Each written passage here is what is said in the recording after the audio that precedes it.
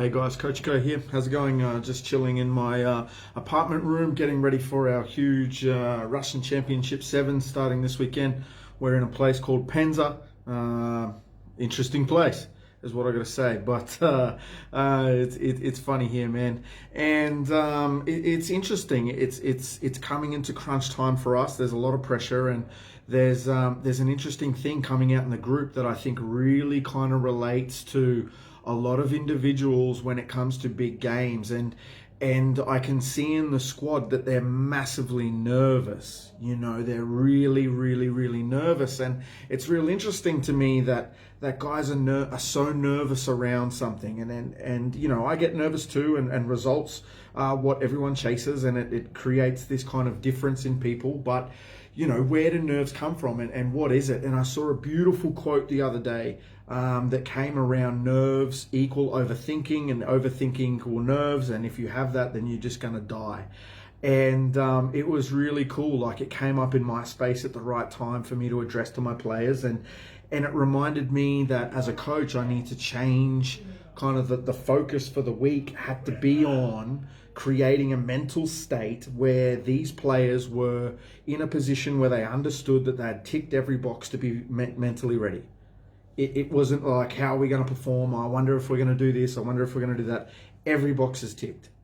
You know, we created a process. We created a plan. Every box was ticked, and we're ready to go. Like, it's cool. You saw in the group when it happened at training, when we addressed it, they just all had a relief come over the top of them, because one, we created belief by ticking the boxes. Two, we created a sense of I guess, wearing power of our own performance, which is really cool, because a lot of players, I think, go into sport without this because they don't prepare properly.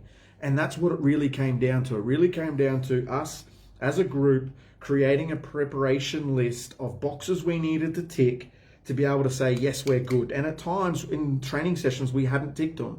And we had to stop, and we had to go, you know what, we need to tick this box, or else it's going to cause us stress later on. And I feel as though so many players don't address this in the game, and they just kind of go through the motions where, oh yeah, I just train 2-3 days a week and I go and play. And I think in the modern context, you can't do that anymore.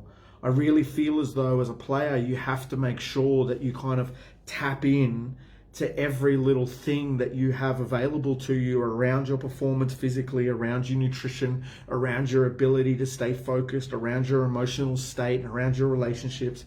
And you have to tick all those boxes. And it becomes a necessity. I think in the modern game, you have to. Like, guys make and break their careers on a couple of small games across their kind of span that really define them. And those opportunities can lead to guys making national teams. Those opportunities can lead to guys getting professional contracts. Those opportunities can lead to guys really stepping up in their own ability to, I guess, fulfill their potential. And it was really interesting because it's something that even as a coach I've done before, but not really been able to tap it on the head and find out a system that kind of works and get a playing group to buy into that system. And it was an interesting ride. And it was funny enough because one of the players came to me and basically said, Coach, are you really that angry? Because I felt as though training was good. We beat the other team in we had training games. Why are you so angry? And, you know, me and that player had a discussion around our ability and where we thought we were. Now, I expect, as everyone knows, my standards are through the roof. I expect perfection 100% all the time. And I get angry if we don't achieve it, but we create plans to have a better opportunity to achieve it again. Now, I'm very real at actually having a perfect performance is never really going to happen. It might happen once or twice in maybe a 2 to 3 year period, but the chase of that perfection, the constant grind and the constant focus to get better and get better and get better is what I see as the most important thing. And it was interesting because this player is talking to me about this, and he's like, Coach, we had a really good session. And I was like, man, we did, if you're measuring it against that quality. But we need to measure it against our potential, constantly reassess our potential. And he was like, okay, well, I think we were 70 out of 100. And then the question was, well, do you accept that? And he goes, well, no.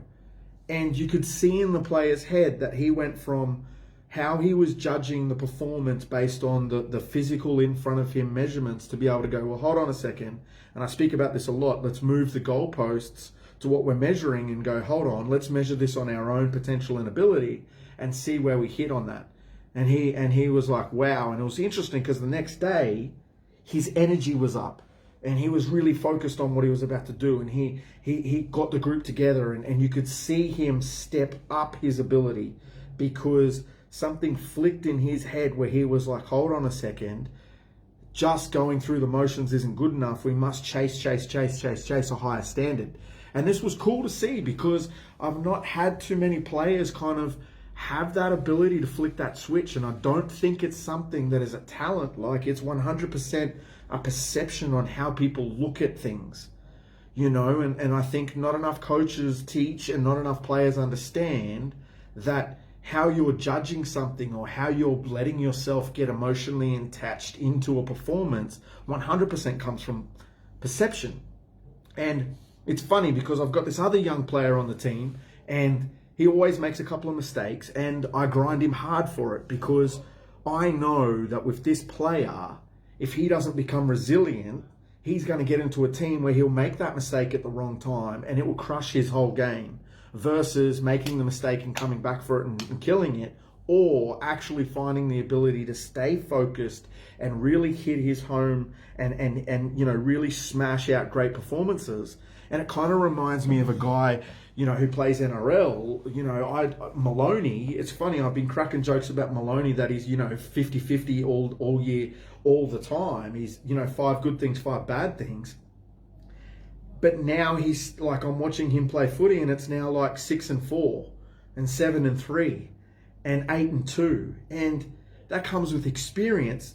And the one thing that was defining watching him in Origin this year was his confidence to just be able to go, boys, get on the back of me, I got this. Yet you find the younger players, when they make those mistakes, go, oh shit, I've made a mistake, versus, hold on a second, this mistake gives me an opportunity to make up for it and actually add more value. You know, so instead of focusing on this small thing you've done here, they're able to use that as fuel to the fire to create a better performance. And I think that is something that's really important with team chemistry, is having those players who do make mistakes because, hey man, we play a game that's full of mistakes, but have that ability to go, you know what, that provides me with an opportunity to prove my worth. You know, rather than looking at the complete negative side of the mistakes, yes, you stuffed up, but if you create a mental side to you that goes, hold on a second, I've made a mistake, now I can prove myself that I'm worth more to the team, then, you know, that's a unique ability to tap into some emotional power driving you to a better performance. And it's just interesting because, you know, I see a lot of it, coaching every day, talking to players, and especially having to deal in 2 different languages, you know, dealing with players here in Russia, dealing with guys back in Australia. I still work with some guys in Kenya and other people around the world. And it's really interesting at that fact that guys from different backgrounds all come to the common place where they're 100% unconfident in their ability. You know, they're not confident in what is right because coaches hold so much power and so much kind of foresight into what they're trying to do that a player is always second guessing themselves.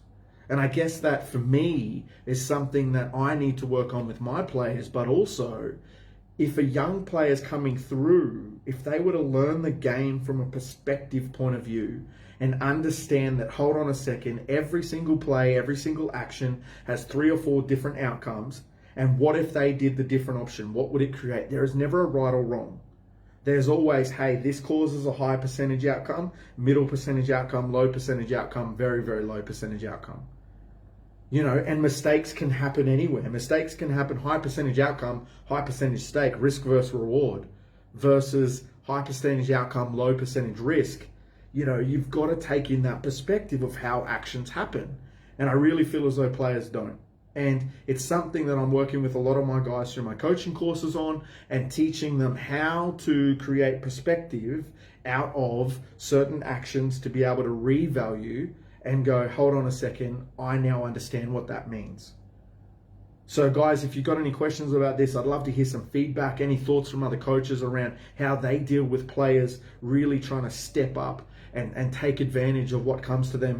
And that's it from me, guys. Coach Curto, I'm out. Peace.